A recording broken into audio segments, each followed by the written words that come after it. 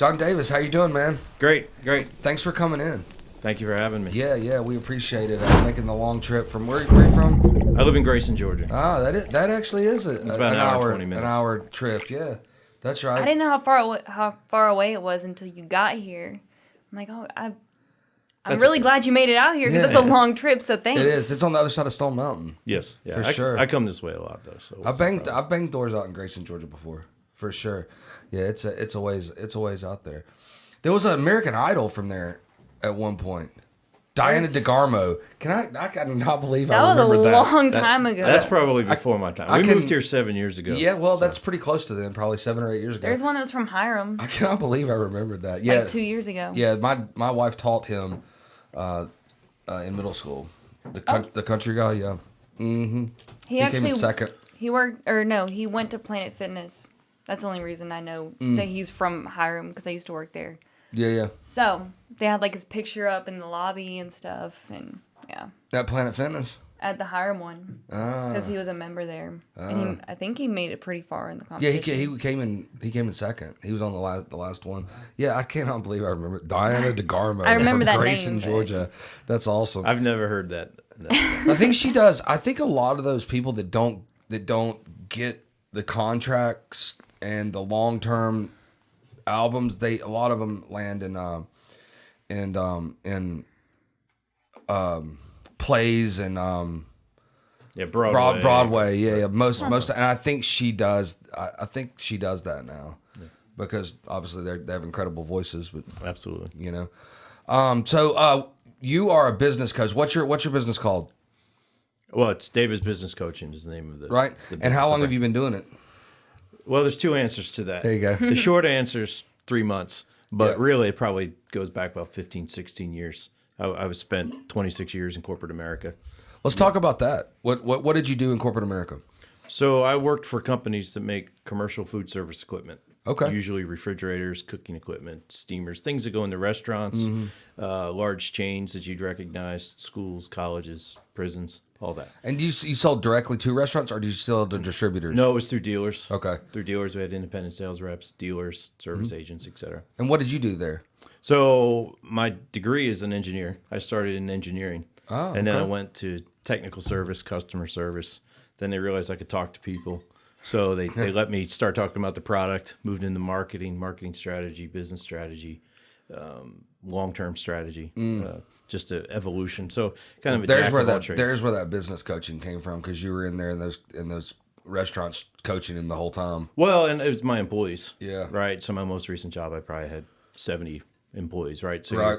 You're mentoring them, and you're trying to understand what are their goals, what are their aspirations, and what do they need to do to be successful. So it's very similar to what a business owner has. For sure. So that's why I say the long answer is 15, 16. That's right. Yeah. You've been doing it. And so 3 months ago, you were like, I'm out of this corporate, It was a year ago. So a year ago, you're like, I'm out of this rat race. I'm going to do my own thing. I'm going to burn the ship. I'm gonna pay my own way, right? Yeah, I burned the ship. You dang sure did. You dang sure did. That's right. So how did you come upon this franchise? Did you go to a broker or? No, I didn't. Actually, it was an article in the Atlanta Journal-Constitution about franchises. I was trying to figure out. They still make those things? They do. It was online. It was a tablet. Yeah. And I was like, what am I going to do? I want to do something different. This isn't for me. This isn't aspirational. Mm-hmm. And just flipping through, well, what can I do with my skills and my talents? And I came across business coaching. So I just started understanding, digging in, learning about the company. And I said, hey, I think that's a more noble calling. For sure. Than working in corporate America.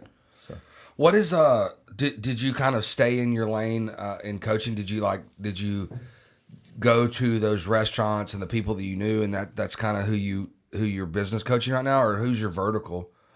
Right now, I'm not too narrow, but I am kind of focusing on both manufacturing companies, fabricators, and restaurants. Now, actually, the clients I have aren't in either of those spots, but I have started in that space because I speak the language. Yeah. I understand the challenges. It's easier to talk to them. Absolutely. And I can understand things.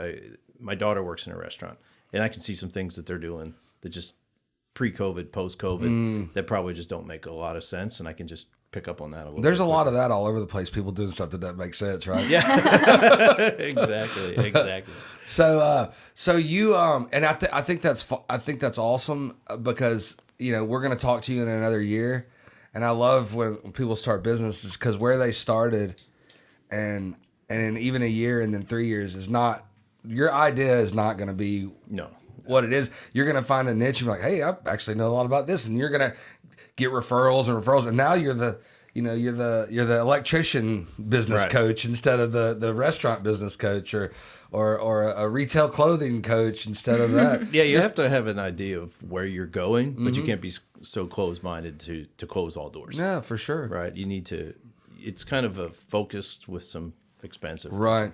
Well, 10 years ago, I would figure that my business we would have, 30, 40 employees, and I'd have 15 salespeople, and that changed after like 2 years. I'm not gonna hire 15 salespeople, right? 20 salespeople. I'd rather put pins in my eyes. You know what I mean? Then hang around with salespeople. That many salespeople. That's just a lot of excuses. I feel like it's like I feel like it's a lot of managing, and I feel.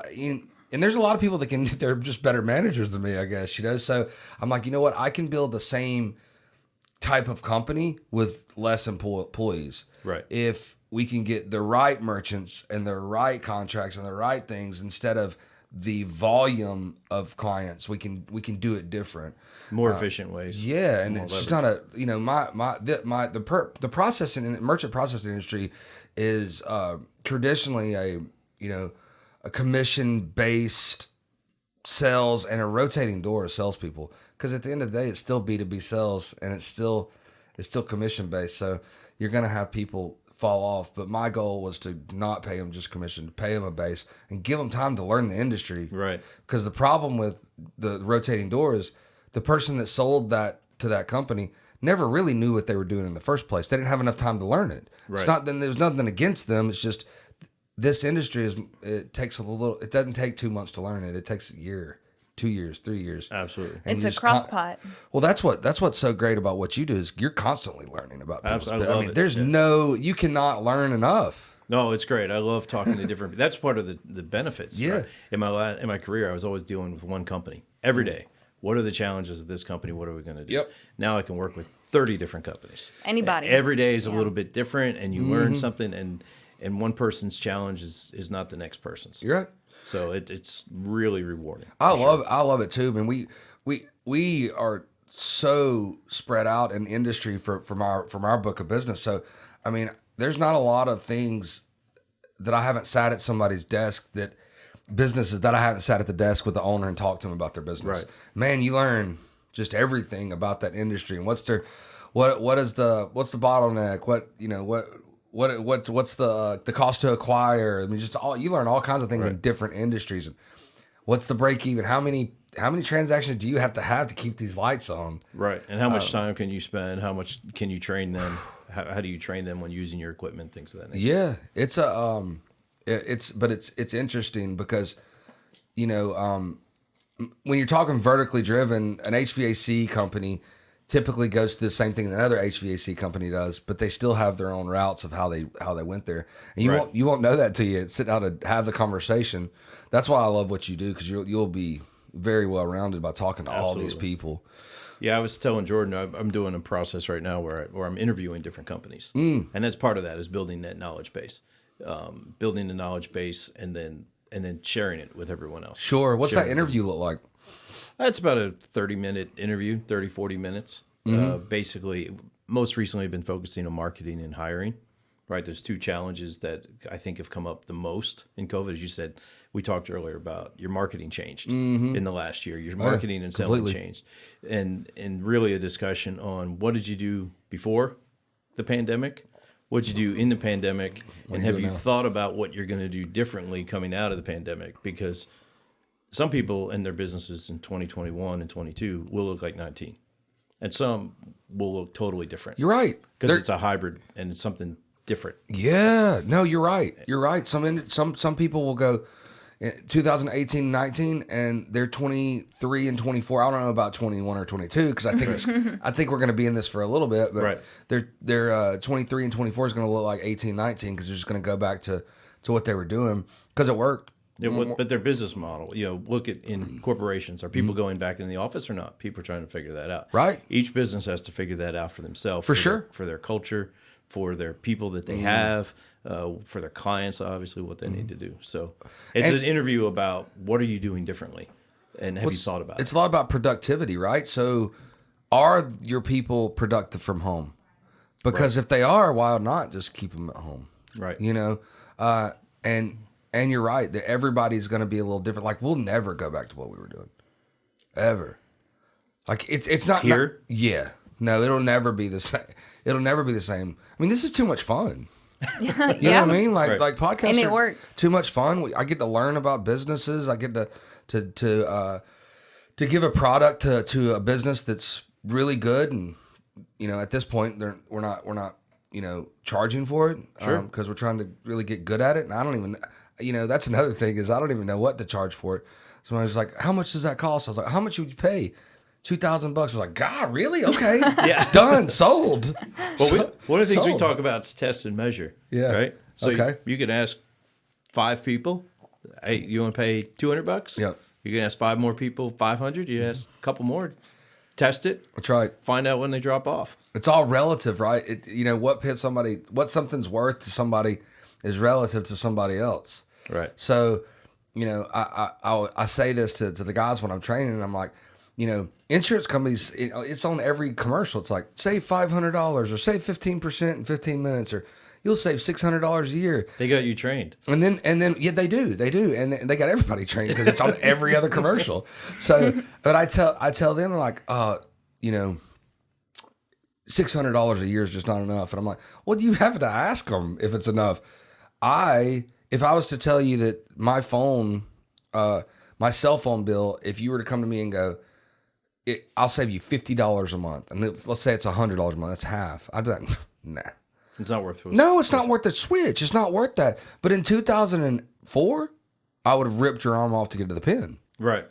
I would have been like, yeah, no, $50, that's half. But now it's not worth me, my wife, all the devices we have, switching everything. It's not worth. Absolutely. It's not worth $40 a month to me. Well, I run into that in my past. Many people said, hey, I like your product, I like your price. But it was a major hamburger chain. Mm-hmm. They're like, but it's a lot of paperwork and it's a lot of effort just to switch you over. Mm-hmm. And you got to make sure you overcome their barriers. That's right. Yeah, for sure. You just don't, what is that, what do they want? Right. Because sometimes it's money, sometimes it's better technology, sometimes it's better service. Sometimes it's, I want to switch because we need to revitalize this place and do something new. Yep. There's a lot of different reasons, but for sure you everybody's different of their savings and what they want to switch for. Well, you got to ask a lot of questions. Yeah. What are your challenges? What does it mean to you? Right. So if I was trying to sell you a cell phone. Yeah, right? for sure. Well, why are you here? Why'd you pick up the phone? Why'd you answer this call? Well, I wanted to hear what you want to say. Well, what is it? What don't you like about your current cell phone? That's right. Service bad? No, it's good. Data expensive? Does the phone good? Does it suck? Billing? Right. Yeah, that's right. That's right. When you call us, do you leave happy or do you leave really pissed off? Usually, cell phones is usually yes, for sure. I saw a commercial the other day that it was like Comcast is doing their cellular now, and I'm like, oh great. So when I have a question, I have to call them. Oh no. Yep. I can't do that. But none of them are great. And that's a bottleneck for those big companies is how do you do really good customer service? Well, how do you make the transaction fast? How do you make it quick and easy? I was thinking of your cell phone thing. I remember when I changed my phone, I had to be in the store for 2 hours. Oh yeah. You're like, this is not worth it. My wife won't go buy a car. No. Because she doesn't want to go through the process. No, it's 6 hours, 8 hours. Right. Yeah, maybe more. Yeah. For sure. If you're a car dealership, make it simpler. Well, that's why CarMax has done so well. Right. Because it's online and convenient. There's no haggling. From your home. I mean, their prices are all good. They're decent, and you can look at all their dealerships. They'll get it delivered in a day if you want somewhere else. You come in and you're in and out of there in an hour or 2 hours if you want to be. Right. Yeah, my brother just got a car off CarMax, and that's the exact reason that he did it. Because he could do it from home, and he just does everything online. But now you have the ones that deliver it to you. Yeah. You pick it out online. Carvana, Carvana just shows up. Oh, wait, that was it. The Carvana one? Yep. They got that big, have you seen that off 75? I've heard about it. It's right there in Tech. It's right there before, if you're coming from south or north to south, they've got that big, car vending machine looking thing right there before Georgia like the Tech. display? Yeah, it's pretty awesome. No, But but it's they've got the actually a cars. vending machine. Yeah. I heard. Yeah. Well, it looks like, I don't know if it, else. I don't know if it's a working vending machine, but it certainly looks like a car vending machine. Yeah, That's because so futuristic. because they had those in Europe years ago with the smart cars. Pull that up. We've done that before because we had somebody in here that was a logistics software company for vending machines. They're out of Atlanta Tech Village. Right. Incredible concept, but if you own 150 vending machines, you can look live and see how many Snicker bars you have in every one of them. Which when instead of going to your vending machine weekly just to see what needs to be changed, I don't have to go to that one today, and I can do that. There's one, there's cars. a vending machine. Those are the only ones that fit in the bin. Swipe your credit card. It looks like a big microwave. Yep. Yeah, that's the one. Yeah. Yep.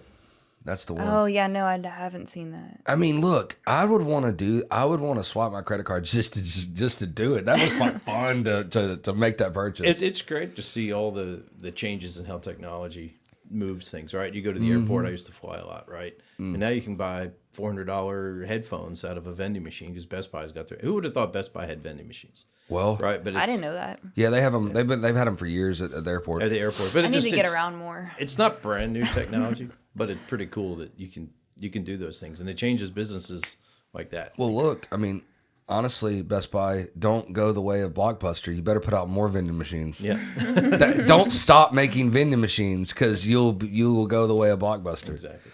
Because crank up your online, or Amazon's going to put you out of business, and put those vending machines out there. That's the nice thing about small businesses is they're willing and able to change faster. Having worked in large corporations, they have all the power in the world and all the money in the world, the freedom to make quick changes because you have too much to lose. Right. It's very conservative. Small businesses like, hey, I'm going to try this. Yeah. Yeah, let's give it a shot. Some of them What's will. going to hurt? Yeah. Some of them will, for sure. I feel like that's the age of the company more than the small business. Because if you have a 20-year-old HVAC company, they're pretty That's true. they're pretty stubborn about changing any of their stuff. Yeah, well, it depends on the personality. It does. Right? So if you're third generation, if grandpa started the business, are you willing to do something different? Or Yeah. or do you need to? Were you put into that situation where you had to? Or are you just creative enough that you're like, I'm going to do it? So I have a friend that owns a local paper around here, right? And that's third generation owned. And he started working for the paper. I mean, probably when he was 21 or something. And he they had all these they're the legal part of the paper, so that's their money is all the foreclosures and anything you have to put in the legal section. And they were doing that by hand in 2001 and 2. And my friend goes to his dad and says, "Hey, look, I can cut this down by doing this through email." They want to do it through email, Dad. And he's like, I mean, I'm telling you right now, it's not going to last. Like, you can do it any way you want to. That's not going to, I would keep doing it exactly this way. Right. And he goes, I'm going to try it for a few weeks and see what's going on. Well, that week, because it's legals are once a month, right, in the paper. Legals are in the paper every time, but the new ones get put in once a month. So it runs for 2 to 4 weeks or something like that. Well, that week typically took a full day to just do the legals. And on Friday, he was leaving like at 1, and his dad was like, "Where are you going?" He was like, "I'm done." He was like, "You're done with all the legals?" He's like, "Yeah." He goes, "Who helped you?" He's like, "I did it all by myself." What are you talking about? It's called copy paste. Right. Copy paste, copy paste, copy paste. Well, this was in 2001 or 2 or 3, right? When he was doing this. Imagine in '09, them still doing it by paper. doing it, right. Because the foreclosure went up 300%. Exactly, right. They would have had to staff 20 people to do that by paper. Right. Instead, he was still doing it by himself, but it did take him 8 hours to copy and paste all of them. But that was okay. Oh, yeah, because it was money. Are you kidding me? absolutely. He said, copy and pasting money, that's what you're doing. Copy and pasting money. So, yeah, it's... Well, I'm surprised he couldn't train somebody at that point. Well, it's family. They don't even have... I think they might have one or two employees besides the sisters and brothers that work there. So, they kind of... It's kind of close-knit, and they love it. But they're, they started taking credit cards like... I don't know, a year and a half ago, 2 years ago. That's one of the things we help people with is creating systems so they can repeat it, right? And then they can train somebody else, right? So if they're out on vacation, they're out sick, someone else can learn it. So the simpler your system is, the easier it is to train somebody else to do it. That's right. This guy he has ledger books from his granddad that was like at the paper that was like, one ad for 2 chickens. No, it's really cool, this ledger book, because he would take trades and anything. One ad. Oh, okay. What the ad wasn't for 2 chickens. No. That's what it sounded like. He got 2 chickens in his ledger book. He would write that I got 2 chickens for placing this ad, or I got a free meal at this restaurant for placing this ad, or whatever. And he and he ledgered all that out. I mean, it was like $2 or this all the way down. It's just really cool to look at that, because that wasn't that long ago, right? It was, 40 years ago. It's just not. It doesn't seem. It seems it seems like a long ago, but really, it's really not that long ago. So imagine somebody putting a ledger book right now and going, I got an iPad because it wouldn't be chickens. I got an iPad to do this. Absolutely, yeah, that would be so. Anyways, well, I really appreciate you coming. This was fun. Tell me what's next. Tell me, how can we help you? What are you looking for in a client?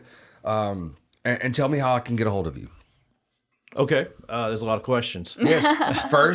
First is what's your client? What client are you looking for? Well, so I'm looking for businesses that are probably 50 to 30 people. Okay. I can help somebody who's a solopreneur or up to 50. Go ahead. Don't mind me. Okay. 50 to 30 people, ideally, and really an ideal client is somebody who's grown and then plateaued. Because a lot of times a business gets stalled really at the capacity of the owner because they haven't enough time or wherewithal to delegate. So an ideal candidate in any vertical in Georgia, 5 to 30 people that really just wants to blow the doors off. They've grown their business, they've got it stable, and they're like, hey, how do I make this thing explode? Okay. That's a ideal client for me. And right any like specific verticals? I have experience in fabrication, manufacturing, and food service. So that's somewhere where I speak the language. I can help people the quickest and the fastest. But I'm working with somebody who does legal recruiting, marketing, filmmaking, fitness. Yeah. It's amazing what kind of perspective you can get from outside looking in, going, well, have you thought about this and thought about this? Oh, it's great. Yeah. I was meeting with someone yesterday, and I was talking to him, and I was just asking some questions. I said, look, I don't know anything about your business, but could you do this, this, this, and this? Yeah. And just seeing like the light bulb go off and the smile, he's like, I never thought of that. That's right. Because he's not encumbered, or he's encumbered by all the challenges he's feeling. If somebody who's outside the business could see it just a little bit different. That's right. That's right. And what's next? Tell me about the seminars you're doing. Yeah, so we do twice a month. I do seminars. We call them 6 Steps to a Better Business. They're complimentary, and it's a great way to learn about how to improve your business, learn about coaching, figure out if it's right for you. But even if you choose that it's not for you and you don't need it, you still learn it, because we talk about the business basics and what are the levels. You start with trying to master your business all the way up to where we want to take business owners, is to where their business creates a passive income, right? Where they don't have to work in the business. They can choose to if they want to. Sure. Because if you don't have a business that works without you, when you go to retire, you can't hand it off to the next family member, or you can't sell it. That's right. So how do you pull all that equity out of the business that you created over 20, 30, 40 years? Cool. So that's what we teach in that seminar. What business type is not sellable? I'd have to say, I mean, anything where it requires you, the person, the owner, to be in it, because when I guess you could still buy a book of business. Yeah. But if you are the, I'm sure lawyer, I'm sure businesses are out there that they're just not marketable. They can't be sold. But I haven't thought about that. Well, so let's say you start a practice as a lawyer, right? You're doing, and you stay as only your own person. My grandfather was a lawyer, Right. but he never built a business. He just did the legal services. That's right. And then when he retired, Hit administrative his business assistant. closed. No, he didn't even have that. Oh, he did not. Okay. He was back in that ledger Great. days. Yeah, that's right. He just retired, and the business went away. There was nothing. But had he chosen to build a system, hire lawyers, teach other lawyers to do that work, and then he just oversaw and trained them. Right. Then that's a business that could then be sold, a book of business that could be sold to somebody else.